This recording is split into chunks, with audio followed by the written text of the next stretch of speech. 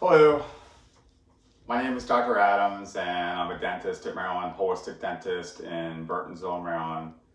And I'm doing a series of videos about the concerns about root canals. There recently has been a documentary released called Root Cause, and long story short, the documentary just reveals a lot of the health concerns related to root canals. And I've had a lot of people that'll come into my office and they want me to remove their root canal teeth. They're fearful that the root canals are going to make them sick, and I've gone over in previous videos about whether or not root canals can make you sick or not, and how to properly remove root canals. And you can feel free to take a look at and what I guess the other third video was about what are the concerns about root canals, how can they be a problem. And once if you consider all these things and then you decide to take out your root canal teeth, then the question becomes, if this is what if that's an important tooth to you? What if it's your front tooth or one of your big strong back molars that you need for eating? So how do you replace these teeth, and what is the best way to replace a root canal tooth? I will tell you straight away that the best way to replace a root canal tooth is with a metal-free or non-metal ceramic implant. Ceramic implants are also called zirconia implants, and one of the biggest things about them is they do not contain any metal, and I do believe that is an advantage. The other material that is commonly used for implants is titanium. The real issue with the titanium, which actually is a very biocompatible material, is that it is a metal. So many of the patients that come into my office will have gold and silver fillings, and long story short, they'll have different metals in their mouth. And some metals are, the unique property about a metal is it conducts electricity. And when you have different metals, one metal will have a higher charge than the other metal, and you'll have a flow of electricity from one material to the other. That's referred to as a galvanic reaction. And where there's a flow of electricity or an electronic current, there's going to be magnetics. And when you have electricity and magnetics, long story short, the nerves that run through your body and your which are make up your nervous system, are electronic, and any magnetic field in your body will have an impact on your nervous system, and that is a concern. So if you have metal already in your mouth, to place an additional metal is only going to make this worse. So zirconia implants pose a unique advantage for these people. There are also concerns about whether or not people are allergic. Some people actually have allergies to metals, and I don't think the titanium is very bioreactive at all, but there's no doubt that the non-metal zirconia is more biocompatible than the titanium, so the zirconia implant would be a superior option for anybody that has proven to be reactive to metals.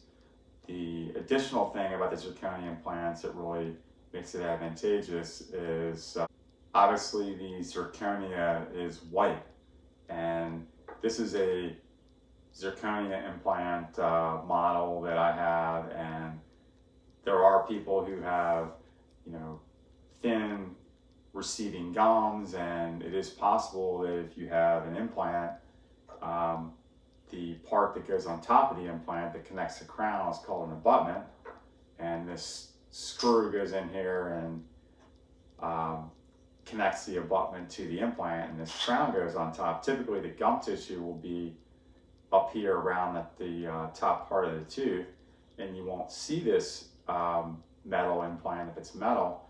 But if the implant root happens to be white, the zirconia implant has the advantage that it's white, like natural teeth. So you're never ever going to see any metal. Some people that have had some of the old porcelain fused metal crowns in their mouth come in and they're very concerned about smiling and seeing metal. So that will never be a concern with the zirconia implants.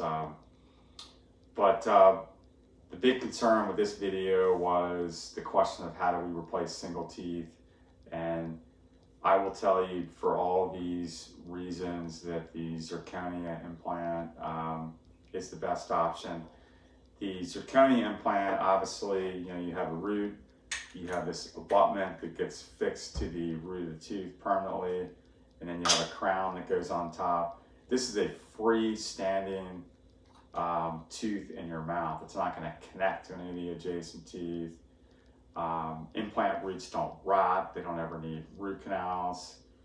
What occurs is, once the bone is healed after the root canal is removed, it takes about 2.5 months. I'll have the patient come back and we'll put this implant root down into the gum, and it takes a period of about 2 months, and the gum and bone of that patient will generate new tissue that'll grow around and attach to the implant root, and it'll become very strong. That's sort of the invention of the implant. Somebody figured out that, certain material, you put it down into the patient's gum and bone, and it will accept it by growing around and attaching new tissue that will be much like the root that you had before, and then you can put a crown on top and voila.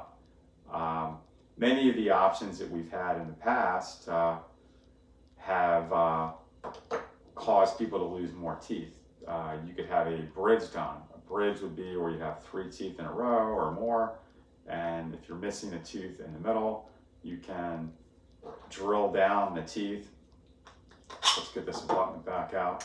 The way a dentist gets a tooth ready for a crown is they basically drill this much of the tooth away, and so they'll essentially file away the enamel or filling material, whatever used to be on there, and you'll have a crown and then a fake tooth in the middle and then another crown, and the bridge is like a 3 tooth piece that gets kind of glued on to these 2 teeth.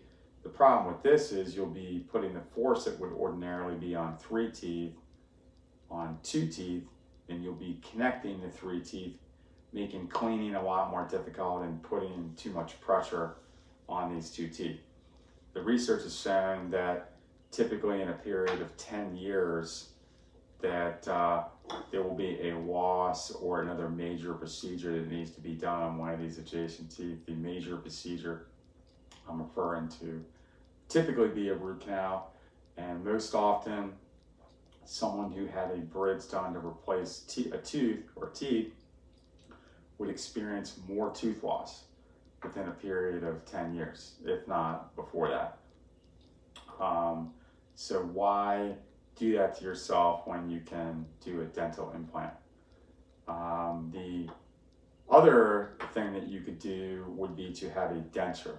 And if you miss a tooth, the denture is kind of like a retainer with a tooth on it. That's called a partial denture. Or, worse yet, if you lose all your teeth, you can, have, a full denture made, like this right here. This is a, denture, no teeth, denture, and, these things are terrible. So there you have it. Those are the options to replace teeth after you have root canals removed. Again, I believe the zirconia implant is your best option. This is something that we have made very common practice in our office. So thank you for listening.